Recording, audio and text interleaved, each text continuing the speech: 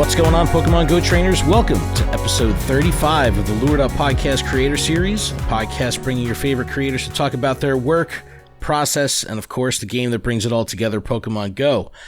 LuredUp is part of the Pokemon Professor Network. Today is Wednesday, August 24th, 2022. I'm your host, Ken Pescatore.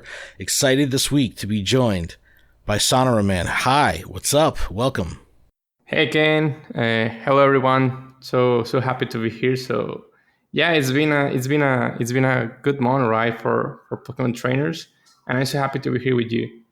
Awesome. Yeah, no, I'm super excited. I think you bring a really interesting perspective on things, and it's always cool to have international people on the show so we can kind of not only understand things from different gameplay style, but also geographically, because this game is influenced so heavy by geography. So I think that's an interesting take. But why don't you take a moment to introduce yourself, let us know where you're from, and then we'll kind of talk about, the things that you do within the Pokemon kind of content space. Sure. Well, hello everyone. I'm Sonoroman. My real name is Javier Mateos, and as you see, my name and my accent might sound a little different, but I'm from Mexico. I'm actually from the north side of Mexico, 2 hours from the border for the United States. And I'm 34 years. I've been working before creating content on YouTube and different platforms. I've been working as an art director for one agency with advertising and every kind of thing regarding that industry. So I've been so happy to be also creating content for the LATAM community, especially in Mexico, for Pokemon Go for almost 4 years now. So it's been a wild adventure, and I'm happy to everything that happened to me in the last year. So yeah, I'm so pleased to be here as well, as I told you at the beginning. So that's me. I'm a guy from Mexico creating content and having fun. Phenomenal. That's tremendous. That's a tremendous response. Absolutely. Absolutely. So when did you first kind of learn about the Pokemon franchise? When did you first kind of engage with it, and how's that journey taken you from that point to where you are now? Yeah, I think there are two options for all trainers. First, you can do it by the video games or probably the anime.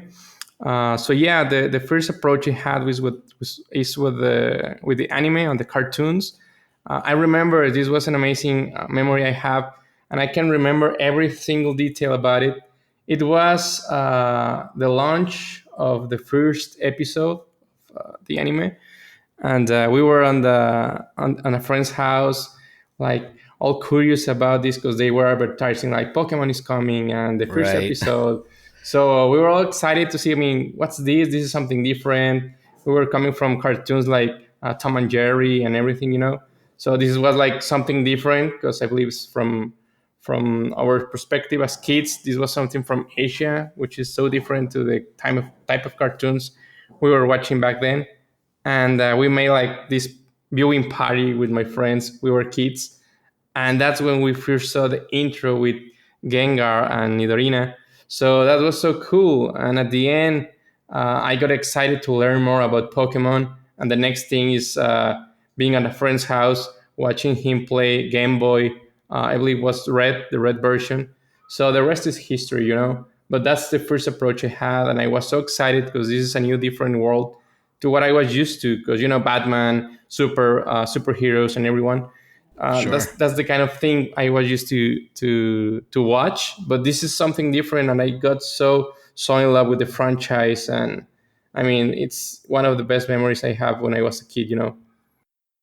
That's awesome. Now the cool thing about Pokemon Go specifically is that passion, right? Like how encompassing the game is, kind of like how it blends with your lifestyle. It becomes your culture, things like that. It's a very interesting way that the franchise has kind of like infiltrated our lives, right? Because it's become just part of the air, and it's really hard to explain to people that don't understand. It's pretty cool. But the game itself, right? What are your favorite ways to kind of engage with the game? Like, how are you playing? What's your play style, and how often do you get to play? Well, talking now about Pokemon Go, I've been playing since day one. As soon as it launched, I was so interested to learn more about the game. I remember I had to create an account from an Australia address because it was only Yes. available to do that. Yep. So I used the a different account and realized that actually Mexico had some like Pokestops and gyms, and that at that time I didn't know what it was. So I mean, oh, like the map is with Pokemon. I can interact with the world, and it was so cool. I remember that first month of July was crazy, man. I mean, seeing Yeah. people, everyone out there playing, no matter if they were like older people, kids. I mean, anyone was playing Pokemon Go. So I got so excited. Back then, I was with my girlfriend, which now she's now my wife. So we started playing, and it was like arriving home at 2 a.m. and explaining to our parent like, no, I'm just playing Pokemon Go. And, what? So yeah, it's amazing. And regarding my play style currently, I do play a lot still. Probably not that much as 2016, but probably all days I play at least 2 hours. It will be Go Battle League with PvP, or it could be catching, doing raids. Right now I'm playing on the Samacenta FOMO scenario to get a Yeah. hundo. So yeah, I enjoy every aspect of the game. So yeah, I could play one day PvP and the next day doing raids or chasing a new shiny. So I enjoy a lot the game, and the reason to go out there and interact with the real world is what drives me crazy. Yeah, for sure. No, I think that's one of the cool things with being, in the group of like the Pigo creators, right? Everyone kind of has the same understanding that the real heart of the game, right? The real what makes it so special is the fact that it brings us outside, it brings us to places, it brings us together. And yeah, once you kind of understand that, you have that commonality with other creators and other people in the space, it's like, okay, we kind of understand, like, the game is one thing, but really what this is about is, breaking that fourth wall, and getting outside. And I think that's, yeah, that it doesn't matter what I'm doing, like whatever I'm playing, if I'm grinding or doing raids or whatever, it's like that's just the spice, right? Because the real meat and potatoes is just being out and playing. And I think yeah, it's a cool perspective. I'm the same way. I like to do a little bit of everything. It's just, it doesn't matter. I just want to be playing. Yeah, But I know. you've traveled a lot, right? Like that's been part of the what, for a year now you've been getting out there, man. Where have you been? Yeah, I I know know. in Philly, I saw you at Safari Zone, and then with Go Fest in Seattle. But where else have you been, like in the last year? Well, it's been crazy. As I told you, this last year was so wild for me, and I'm so happy with the outcome. As all of you know, well, the pandemic situation kind of stopped people traveling, interacting, and we're trying to go back to normal little by little. So yeah, I had the chance in February.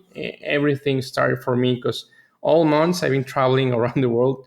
February was the Kickstarter of all of this in my hometown. We had the Go Through Live with the Return to Kanto event that happened also at the same time in Japan. So that's the first time my country had an official event, live event for Pokemon Go, and we were so happy with this. A lot of people stopped by the city. It was amazing. I mean, we had here Billy from the Trainer Club, some battlers, some people from different Pokemon backgrounds, probably not only Pigo. So it was so cool. And after that, I was invited to my first trip with Nyanti going to the community day in Washington, D.C. It was Yes. amazing. It was so cold because it was snowing that time. It was the San Jose Community Day, and I had a lot of fun. I was able to interact with new people. Of course, I mean my market is Spanish, but being in the US and meeting new people, I actually have some of those folks still on my friend list. We're keeping in touch. And now with Campfire, we were actually talking like last 2 days ago. So yeah, the first trip was that. Then happened to be invited as well to the Seville Safari Zone in Spain. I had a chance to go there. and then we stayed on Europe for like 3 weeks almost, going to Rome. We went then to France and finished in Madrid and Spain. And it was so amazing for me to have the opportunity to do this trip. But also, as you know, the Pokemon World Championships happened, so I had the chance to attend to several regional tournaments. Because as you will know, and I'm sure we'll talk about this later, I've been working with 7-Eleven here in Mexico, and we have an esports team. So as a manager for this team, I've been traveling a lot with these guys, trying to get a ticket to the Worlds, which actually happened. So our first stop was on the Indianapolis regionals. Then we went also, that's May. On June, we went to, I believe it was Ohio on the NAIC, which is the internationals. Right. Also, that month, I had the chance to showcast, as you mentioned it earlier, the regionals for Mexico City, which was kind of a special event for the world's circuit. And then I had the chance after that to go to Seattle to attend Go Fest Live, which was amazing. I mean, we had the chance to be there all together. And well, last week I was at London on Worlds, which was amazing. So yeah, a lot of travel all over the world, and let's see what happens the next year, because all months I've been traveling. So yeah, it's been amazing. I'm so happy to have this chance, and well, it's an experience I will never forget. That's solid. That's amazing. And kind of being in all these different pockets around the world and interacting with trainers, what's it like in the Mexican community, like the scene, the vibe of the styles of play? Then you come to the East Coast of the States, or you go to Rome or something like that. Like how does it kind of, have you noticed like any differences in play styles, or is everyone kind of on the grind? Well, you see, like I mean, the passion is the same for everyone, but as you mentioned, some people have different interests depending on the kind of event. For example, if we go to a safari zone, people may be more playing more casually. But if we Right. go to Go Fest, they start grinning like crazy. So the play style is probably more hardcore. But if you go to a tournament, so with PvP, the way how it feels more competitive, like there's friendship, there's everything, but also like that ingredient, like I'm going to fight you, I'm going to Yeah. have a battle. So yeah, it's kind of different, the mood from different kind of let's say people you encounter in different cities or different events. So yeah, there's a different play style, I might say, depending on the event, but not probably the country or anything. It's more like on how the event's happening. Yeah. And I think, you know, it, the PvP scene, I guess, in so many of the Latin American countries it's just out of control. Like, so much more organized and hardcore, it seems, than like anywhere else in the world. What's the deal with the love for PvP coming out of Mexico, and how has a company like 7-Eleven kind of embraced that and taken it to, because honestly, what 7-Eleven Mexico is doing is groundbreaking in the gaming industry at large, so Pokemon Go or not. And then they seem to be like this major player that really believes in the power of Pokemon Go PvP. What is that like in taking an event or taking a community kind of to these new heights, and ultimately having a traveling team that's traveling the world to play Pokemon Go? What's that like from the ground up, that whole progression of like, hey, let's get together and have a little tournament, to a full stage show with lights and cameras and action and all that stuff that 7-Eleven has kind of put together? Well, yeah, I had the chance, just to give a little context to everyone listening. I had the chance to be invited when there was like this press conference to introduce that 7-Eleven was going to be a sponsor here in Mexico. So I was invited as a content creator to go there, hear the news and anything. And I did my blog. And at the end of the day, the marketing director, which is Saudi Montiel, reached me to talk and see what we could do to foster this relationship. And So I had the chance to work with them in different campaigns, and at the end, I was hired to be part of the marketing team and do a lot of things with my background as art director. So I had a chance to help them with several things. And as you know, here in Mexico, people playing PvP are very passionate. Latin It's American crazy. people, yeah, It's it's crazy, man. crazy. We have had the biggest tournaments around the world. We had one tournament with 1,000 people with 7-Eleven hosting it. We have had also like our own PvP league and everything. But that's something I actually asked the guys from the esports team from for 7-Eleven. And one of my friends and also member of the team, which is Rocha Babyface, says something like that's so true. Latin American people have a lot of feelings, they are so emotional. So I believe that's part of the reason why in this market, I have heard about this several times from people from Niantic mentioning that Latin America is the market in which they play more Go Battle League. So all Go Battle days, they know Latin America will have the biggest numbers or that kind of data. So regarding that, we know that there's interest on this part because they have emotions, they like to interact, they like to meet new people. I'm not saying like it's different on the other part of the world, but how we interact. I mean, when we try to write an email, we always go with a long email, and Yeah. probably in other countries they go more directly on what they want or what they need to say. But we put this passion in everything, and that's part of the reason I believe PvP is being so competitive here, because people try to put all the effort, all the passion, all the emotions on a battle, on a tournament, organizing something. So that's part of the reason I believe we have this kind of response for everything we do. So yeah, that's in short probably the answer to your question. Not sure if you need to know or would like to talk about something else regarding this topic. Well, no, I'm intrigued by it, and I look at it as 7-Eleven has had to have had a pretty significant financial, budget to do the things they've done. Like, and they're one of the first, companies that's openly, stepped up and put money into the network. And I think that when you look at the, different esports and different games that have emerged into the esports market, really what it takes is a couple companies that really believe in the process and believe in the ability to organize and kind of mobilize on making it legitimized.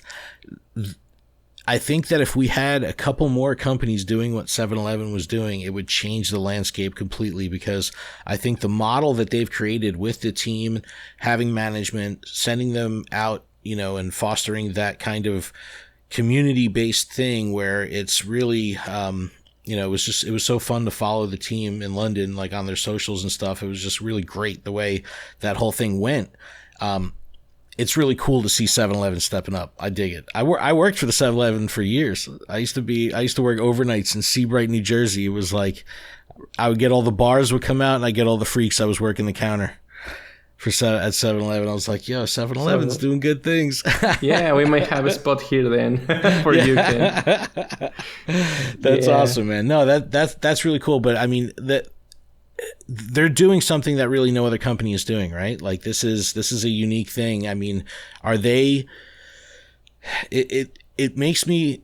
It's hard to believe that a company would kind of have the bearing and have the understanding of like, kind of like the attitude like Red Bull had, right? They really believed in this niche content, in this niche thing, and it's not only is 7-Eleven not necessarily a gaming company or a tech company, it's just interesting that their play on it is just understanding the community aspect, and I just really dig it. I wish there was more companies doing it. I think they're doing amazing stuff, so it's super cool that you got hooked up with them. What's kind of next for them with the team? I mean, is it like instant preparation for Japan next year? Well, yeah, of course, that's on the plans. We hope to be joining several tournaments around the world. I know something's coming for US. We have also some plans for doing the second season of the 7-Eleven League, which is a PvP league. But yeah, I'm so happy like this sponsorship with Pokemon Go, as you know, also happens with several companies such as Sprint. Well, now it's Verizon. It also happens with Starbucks. and several other brands around the world. But I believe 7-Eleven did great because they believe on the community.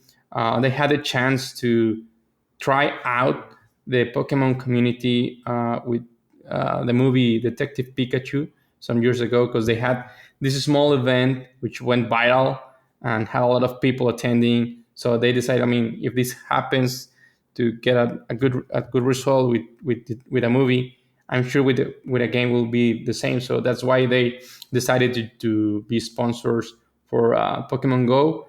And the fact that they trust a trainer, which this time was me, to give them ideas and be energetic every month to do something, is part of the reason. Like, they found out that if you believe in the community, you also build the community. So at the end, one insight we have on the department is like, we don't interact with customers when it comes to gaming. We interact with communities.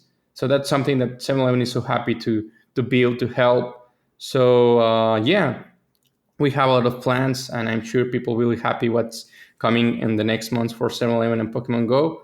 And you can count that there's going to be some wild things here in Mexico with 7-Eleven. Yeah, hell yeah, that's really great. It's super exciting to watch, and I remember seeing like a lot of the battlers from around the world see what was going on physically in Mexico, like seeing the setup, seeing the rigs, seeing the displays, the lights.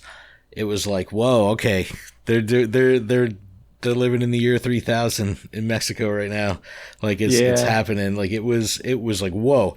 And I think it's really cool over the past year to see teams start to emerge, like organized teams with management systems in place, social systems in place. And it's kind of that real grassroots network, because PvP for the most trainers is an individual thing. They're not playing with representing a team. So it's been a paradigm shift to see these elite level players start to organize like this. And I think that what will take PvP for Pokemon Go to the next level as far as having an impact on the competitive esports scene is the team-based format. It's something that the game hasn't seen and hasn't really embraced, and now we're starting to see this become a thing. Do you think that kind of the organized team-based thing is the future of competitive Pokemon Go, where it's more of a team thing, or is it still gonna, is it all still rooted in that let me play GBL from the bathroom, kind of competition? I don't think like the future of PvP is actually happening with teams. That's why they have Pokemon Unite. But I do see like companies investing in creating new teams for people to compete, because at the end they support each other individually as well. So I mean, 7-Eleven sent 3 players to Worlds on London. It was the team with most players on the finals. So that's something that proves that brands could help trainers to fulfill their dreams. So that's what we do with 7-Eleven Gaming, which is our esports team. And we also have like on the future planning creating different esports team for different games. But I think like there's a big chance for Play Pokemon to create these scenarios for people playing. But probably for Pokemon Go, I don't think it will happen with teams. But I do think like teams can help each other, all of the members, to fulfill their dreams, to train, to keep improving. So that's probably at the end the best result that we will find in having esports team for Pokemon Go. If we create leagues or content for teams, that's where it'll change. Yeah, I think the path from a play Pokemon perspective will always be on the individual when it comes to Pico. But the fact that these companies could step in and just have a tournament or, have a series that they sponsor is that changes everything, and that makes an event out of it. That turns it into something bigger than just the competition itself. It becomes its own entity, and that's what I think this game needs. Now, I mean, I don't know the exact numbers of like the concurrent viewers of the World Championships on Twitch, but it was insane. It was well over 15,000 at some points. So that's incredible numbers from the perspective of like what the VGC and even the TCG is used to seeing. And I think that speaks volumes to the interest levels of this from people that want to consume it online. But with all the stuff that they've talked about with the quality of the game, the stability of the game, you've now seen this at the highest level in person, this game playing. Will it take this kind of unique setup that they had at Worlds with the devices and the networks and all that kind of stuff? Will it need to have something like that in place to do these private events? Like, 'cause it was a completely different vibe, right? Like with the equipment and things like that at Worlds, like they had some pretty strict kind of regulations in place, right, for the devices. Yeah, so even on regional tournaments and the internationals, you had to play with a certain device and model, as you mentioned. But I do see like there are a lot of opportunities to improve this part of the tournaments, because of course games like Pokemon Unite could be played in local networks if you have the two teams on the same spot. So the Right, like ping ad rates, hoc. yeah, but for Pigo, it's completely different. You depend on a wireless network. So that's something that probably needs improvement, and we will see next season happening. But yeah, also the stability of the game, technically speaking, with the bugs and everything that got kind of fixed on time for Worlds. That's something that, of course, pushes Niantic to improve on the side that they can touch and what they can do. But there's a lot of improvement needed for in-person tournaments with the Play Pokemon series. So if we bring this experience or these learnings to a tournament probably hosted by 7-Eleven on any other brand, we have like these details on how to improve what we can do better. And yeah, I mean, one of the main things, of course, is like all players, all participants need to use a device to play, and the best it gets, the best performance also the player will get on a tournament. So having this for the Play Pokemon series with the same mobile phone for everyone was something that's so good. I believe this is the right direction, but probably could be like the next improvement. Probably not on the side of Niantic, but on the side of having a stable network, because most of Yeah. the time, almost all tournaments, as soon as you start, you get like the Pokemon sprites, like this white light sparkling, and you don't Yep. see the sprite. So that kind of things might be like the best way to improve the competitive format. Yeah, I think it's I think it's interesting, and it's always been kind of this intangible roadblock to saying, yeah, like, yeah, let's put Pokemon Go on the world scale, let's go. But then at the same time, you're like, actually, we probably should, wait. and I just don't know that with these measures in place, the game looks pretty good and it looks as stable as ever. Yeah. Not to say that things aren't going to happen, but I think that we could put the conversation behind us of like, all right, well, the game needs to be more stable. Like, I think it's in a very healthy state right now, and it really hasn't been for a while. Like they really nailed it right before Worlds, and Yeah. these updates, like I'm sure that they crunched for day and night, to get this done, but I they know. did it, and it's like the feedback that I've heard from elite level, because let's be honest, like the only people that are going to notice these differences in the game's performance are like elite level players. So this is when it counts. This is when it's important that the game can run on this level of quality. And from what I've heard, I mean, I'm not in the know enough to notice the real big differences, but from what I've heard, the game feels phenomenal right now. Like it does feel good, and I'm sure there's still laundry lists out there from people of things that they would want changed, but I don't know. I just think the game is in a good state right now. Yeah, for PvP it changed as soon as they launched the last fixes. People even say like this is a new game Yeah. in competitive on the competitive scene. So yeah, actually on the stream, I believe it was like not more than 5 times that there was like this lag or small delays. But at the end, turned out that as soon as I remember, there were no matches that needed to be repeated because of books. So I'm happy about it, and I feel like Yes. they did it well. They nailed it. for Worlds. So let's see if it happens. I mean, we're starting a new season in September, so next month is coming with probably a meta change or who knows. But yeah, it's gonna be like creating this kind of environment. That's something that people need to see, that the game is improving. The game actually Right. improved, Yeah. and let's see what happens for the next Worlds in Yokohama. Yeah, I really thought that they were going to introduce local play, local league play for the 23 season, because I come from the TCG background, and I definitely want to, I see TCG cards all over your feed, so we definitely got to talk TCG. But, that I'm rooted in that network. So that level play at the local level is like, what kind of, it's like a comedian working on a stand-up set, right? He's got to go to the club to test it out, That's like the grassroots. That's how people earn those league points, championship points to even get to regionals. We saw such different formatting with like, it's just a regional, everybody, show up. The way you had to kind of grind to even get enough points at the league level to even be invited to a regional, and then ultimately have to have a certain amount of regional points, to get invited to a continental or something.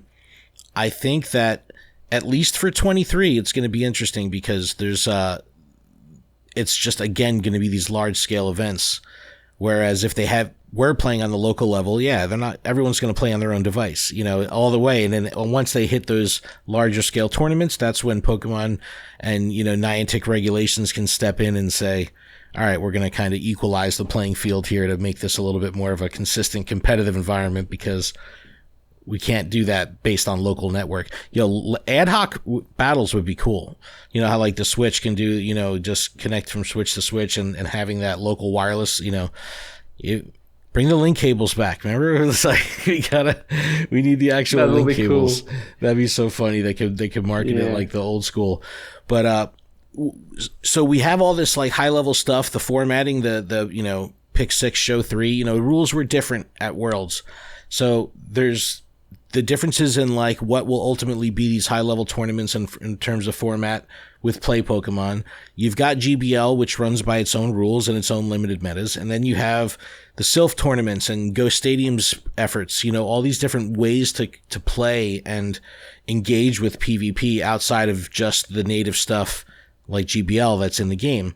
So in Mexico, how is that kind of blend of Sylph and GBL and private stuff how does that all, go into play? Because in my circles, in my area, like everyone plays GBL kind of because they have to, but they really want to play Sylph tournaments. So I'm not sure how that is in Mexico or how that's been in your experience, specifically now that you've seen the Play Pokemon side of it. Like is it an interesting blend of kind of all these 3 different, I guess, paths to leaderboard heaven, Yeah, I mean, it's been so cool because I had a chance to be starting my YouTube channel when Sylph kind of launched, Sylph for tournaments. So being able to see it like grow on this part was amazing. The sad thing is like the pandemic started and my dogs started to bark again. Let me see what happened. Okay, yeah. Coming back to the question. Yeah, I mean, having the chance to see my channel grow at the same time that Sylph launch is amazing. The sad thing is like for them happened like the pandemic killed a lot of the projects. We have like these battle towers with Sylph, which was like a big tournament, and some cities had this opportunity to host these kind of tournaments. But at the other side, Go Battle League started kind of also at the same time as the pandemic started.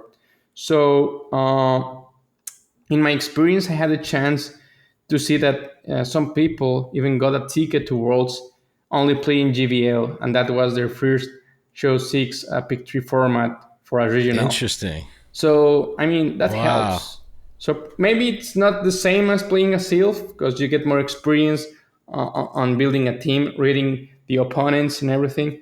But it's also proving like GBL helps people to understand the mechanics and getting to the level for people who had more experience previously playing Sylph tournaments, But I'm sure like here in 7-Eleven, actually we host the first tournament, which was like, if we translate it to English, the Adventure Cup, in which we invited all people around the world to join and play like a GBL kind of tournament. So there were like these single brackets that you will just follow, but you will just bring three Pokemon randomly and play. And it was fun. But we also had like tournaments with Show 6, Pick 3. But at the end, we also had like the opportunity to work with Sylph to create our own factions. We have like these factions only for 7-Eleven and teams for Mexico. And we have this big league. At the end, Google Play sponsored the prizes. It was amazing. So people had the chance to enjoy the game, speaking on PvP, on different formats, different cups, and everything that's happening. And I'm so happy. I still think that there are a lot of opportunities to improve on this topic. You even mentioned, imagine like we have like this. I know we have Master League, Ultra League, Great League, but what happens if we have like the Championships League, where you bring your three Pokemon and you create like these wins or victories on everything you need to qualify, probably for a regional, probably for a ticket to Worlds. So that will be cool. They did the Players Cup for the TCGO, right? And that was the first time ever in the history that TCGO was used in sanctioned play. It's never been, and ever, even in the conversation of competitive play for the TCG. And it changed everything.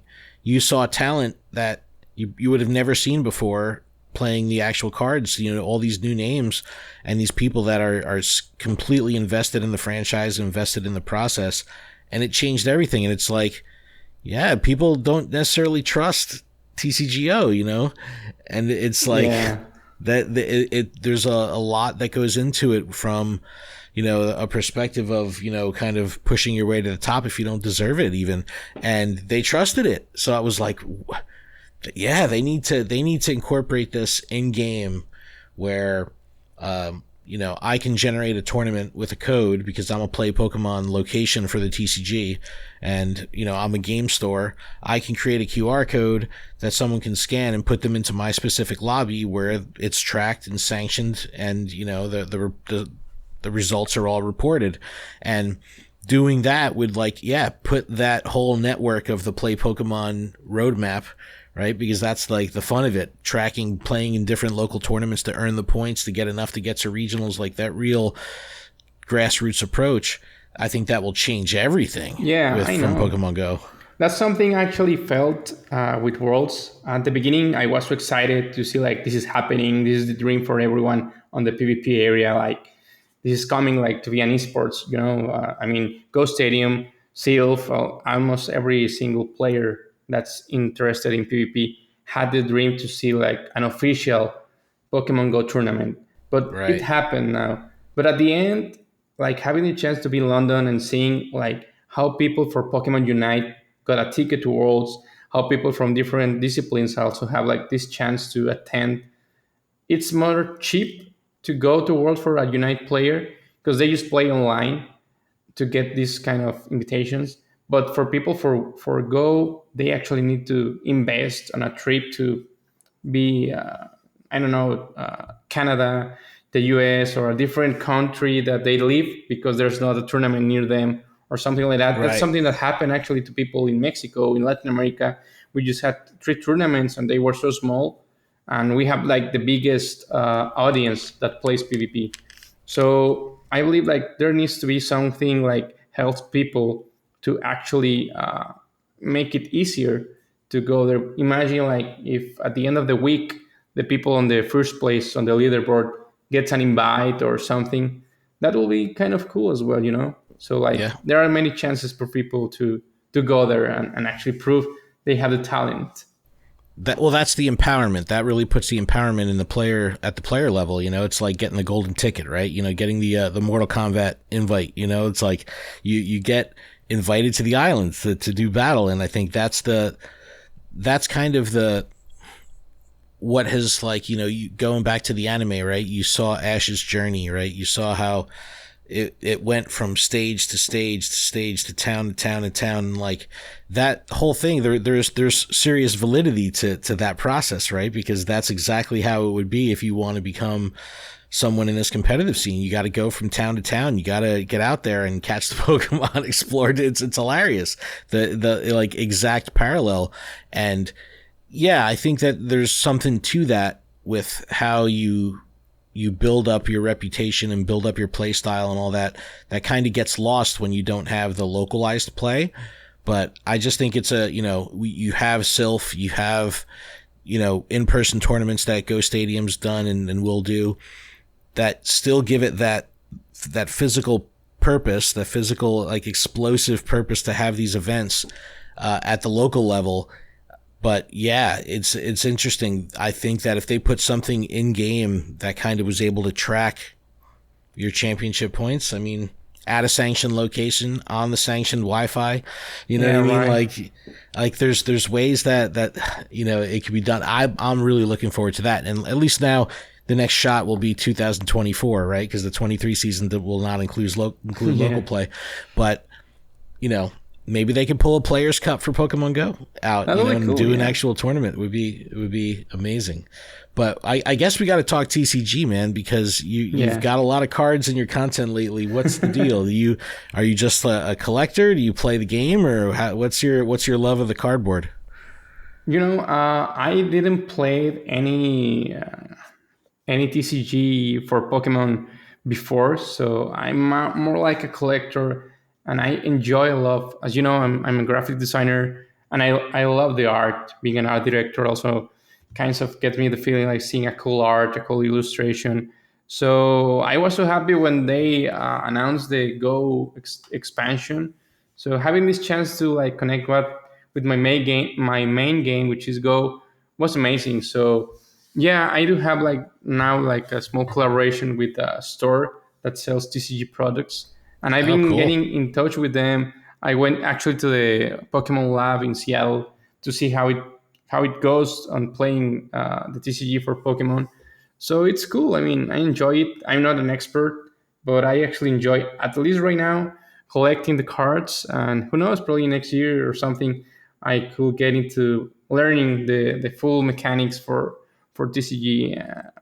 But that's something I really love. Yeah, that's awesome. Let's do it, man. We'll play some matches. We'll show you how to play. That's awesome. I'm looking forward to then. Yeah, no, that's amazing. But yeah, having the connection between Pico and the TCG was a game changer for a lot of people, and it was really cool to see all these Pokemon Go trainers be like, "I bought my first pack of cards," and then it's like, "Good luck. It's all downhill. Actually, it's all downhill from here."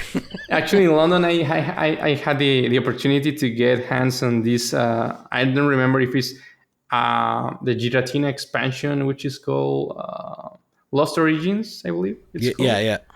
I had the chance to see it at the Pokemon Center and got my special box just because I like the art. So yeah, I mean, a lot of people who play Pigo got the chance to connect with TCG, and now they might be playing also TCG as well. So I'm happy that this happened. Yeah, it's a win-win for sure. Yeah. No, it's I want the cards in more people's hands. It's good stuff. But all right, so you've talked about all this crazy stuff with 7-Eleven. You've talked about traveling and covering these events and managing an esports team and being involved with the design and production of developing this kind of culture and network with 7-Eleven. Yeah. But how does your personal content, your personal social kind of fit into this? And what are your plans to kind of, I guess, be able to use this travel and use these experiences to create some content? Because where does that fit in? And do you have plans to kind of do that, or will your behind the scenes kind of stuff keep you tied up? Well, I've been so busy lately with 7-Eleven. I got the chance to be hired, as I told you previously, and I'm directing now the gaming division for 7-Eleven here in Mexico. So we have a lot of work to do. We were working with Apex Legends Mobile 2 weeks or 3 weeks ago. And after that happened, I went to Worlds, and now I'm coming back, and we have Gamers Weekend events. So I've been able to create content. Of course, I have content that I'm not ready to launch yet because I didn't have the chance to edit or sending to an editor to help me with the content. But of course, it helped me a lot to get more experience, to see and meet new people around the world. And yeah, I have some plans in the future. You will see some series coming on teaching PvP for people who's new and probably don't know about the mechanics. Yes, great. I had the chance to also be a professor on the university. So I kind of want to create these learning sessions that you can get on YouTube for my channel. And I also have some plans on doing some trips. So you will probably see me around the world as well next year. So it's gonna be That's cool. awesome, man. No, that's great, man. That's super cool, and I think that's a great launch pad for the content. I'm looking Yeah. forward to checking it out because, yeah, I wanna be able to live vicariously through a screen. You know what I mean? Like that works for me. It's like I love being able to see people travel the world and like tie in Pokemon. It's like it's cool how from a video perspective, travel has become kind of part of the conversation when it comes to video content. And like, I guess like Trainer Tips kind of developed this love of travel and cinematography and experiencing cultures and stuff like that. And now I'm like all in on it. It's just like that's the coolest part to me. It's like I love, even if I travel Yeah. local, right? I want to be able Yes. to meet like the local culture, the local community. Like that's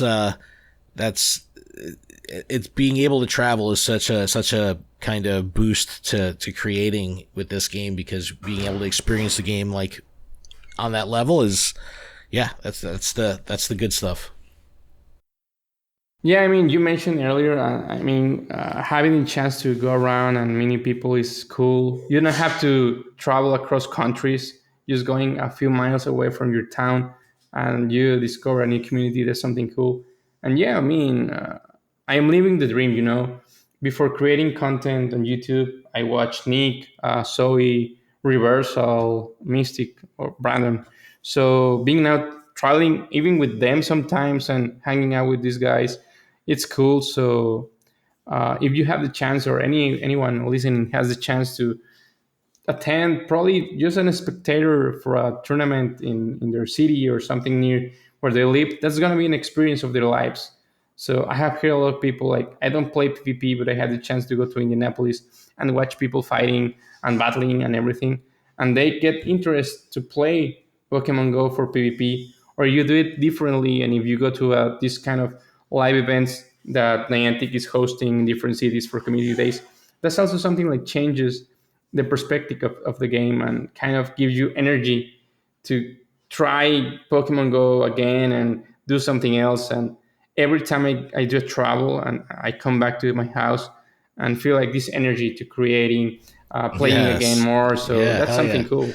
That's awesome. Yeah, I love that. That's like that invigorating feeling. It's funny because in my line of work, I would travel for work to go to like a training convention or something like that. Yes. But when you come back, you're invigorated, right? And you're like, you want to take everything you've learned and apply it, right?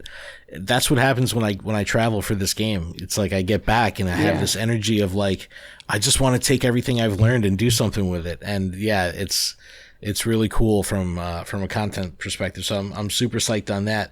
So I guess all the travel that you're doing, what are you looking forward to most, I guess, in the next year? Is it I mean, have you been to Japan? No, I haven't been. So I'll try my Uh, best. I'll try my it's on best. my bucket list. It's like I want to go so bad. Like I I really, know, I know. oh, The I House of wish, Pokemon, actually, everyone knows that this is going to be wild, this World Championship. yeah, yeah, Every time it happened in the US, once it was in Canada, and this time it was the first time outside of America, which was London. But next year is going to be amazing, man. I'm looking forward to that. I'll try to get all my guys getting a ticket to World so we can go together. And it's gonna be cool. I'm so happy for the future of Pokemon as a franchise, and of course what Pokemon Go will bring. So I hope next year we see another live event here in Mexico. Because we had go through live. Let's see it happens something like the same, or Safari Zone or something here in Mexico, or at least in Latin America. yeah. No, that'd be cool. It's like it seems like APAC has all the fun for the rest of the year. Yeah, I know. You know, they got getting all these events, but like hopefully, yeah, there'll be some stuff come back to North America, you know, in the future. But dude, Sonoroman, thank you so much for coming on the show. This was a great talk. It was super cool to hear your insight and talk about things that, you know, we don't necessarily get to peek into, of like how things grow with sponsors and traveling esports teams. I think it's super intriguing and very interesting where you've kind of landed in this space. And I think you're the perfect ambassador for it, because you represent the game and the culture super well. So I definitely appreciate that as you know, someone in the space. And as a creator, look, can I just say you have the best thumbnails in the world? Your video grid is like music to my ears. The best thumbnails in the game. But it's I really look forward to seeing your future content, because I think that you, from all these places you've been and all these experiences you had, it can really turn into something unique. So I'm really looking forward to that. But thank you again so much for coming on the show. Please, you know, of course, everywhere that you can connect will be in the description of the podcast or the video or whatever it is.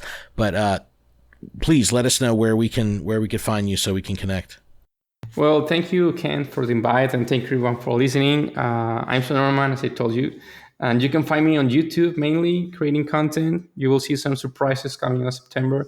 So be sure to subscribe there. You can also find me on Twitter, and all my social network is Sonoroman, @Sonoroman. So I'll be around Instagram, Facebook, everywhere. So yeah, keep in touch, because September's coming with some cool content on my site. Awesome. September's very soon, so I'm excited about that. Yeah, awesome. I know. Great, man. Well, thanks again so much for coming on the show. For everybody else, that's going to be a wrap. You can check out everything that's going on with the network over at PokemonProfessor.com. Check out everything with the show at LuredUp.com. And make sure you connect with the other shows on the network. Special conditions for the TCG. We gotta watch them all in the anime, and Way Spotters covering Wayfarer. Make sure you connect with all the other shows. But if that's it, man, keep training, trainers. Sonoroman, thank you once again for coming on the show. Thank you all, and meet you out there.